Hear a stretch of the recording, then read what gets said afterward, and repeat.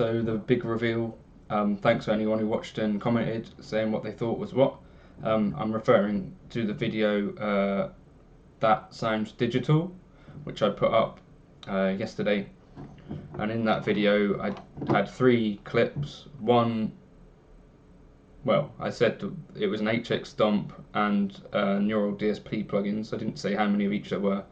It turns out that number 1, or rig A, was neural DSP, plenty. Rig B was my HX dump, and rig C was plenty again, with slightly different settings. I wasn't really trying to trick anyone with that or anything, just showing that I think some of us have some bias in some of these situations, which is fine. I think it's also, probably go back, and now that you know that, you might be able to even pick out things that you thought you might have been looking for or whatever, and possibly even now you might have changed your mind on which you preferred. But I guess the whole point of the video was that actually all of these things are generally fairly usable, and you can get good tones hopefully out of most of it. And then the other thing I was thinking is that this has led me to want to use the plugins a bit more, not just those but neural DSP ones, but also Helix native, because I can go back after the performance and I can tweak things. So I'm prone to using quite a lot of delay, which incidentally the neural DSP presets are very heavy, or a lot of them are very heavy on the delay and reverb, which was one of the few tweaks that I made, was to take those down in the mix a bit, so that you've got a bit more of the actual tone coming through. I don't know quite why that is, whether that's by design or preference or just to show what the effects can do. What was I saying?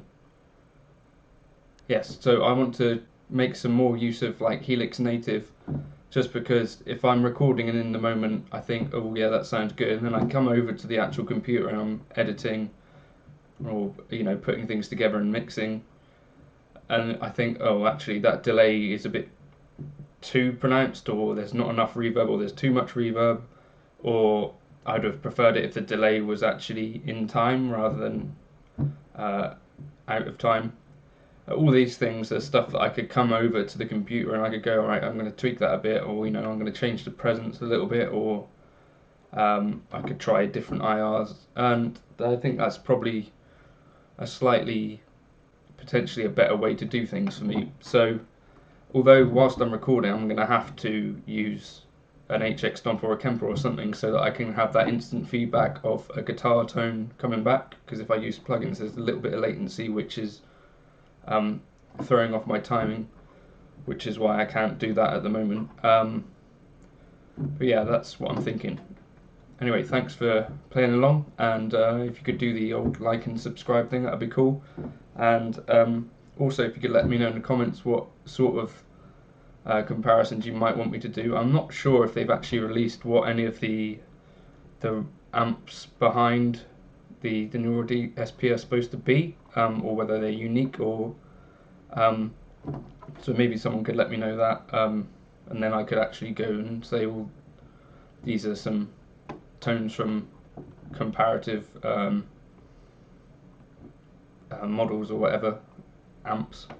That might be interesting. I don't know whether you might want me to do a comparison of some tones from neural DSP and Iridium maybe, or Kemper and neural DSP, or even putting some pedals through the plugins and stuff. I think that might be something interesting, but you just let me know in the comments and that'll be good.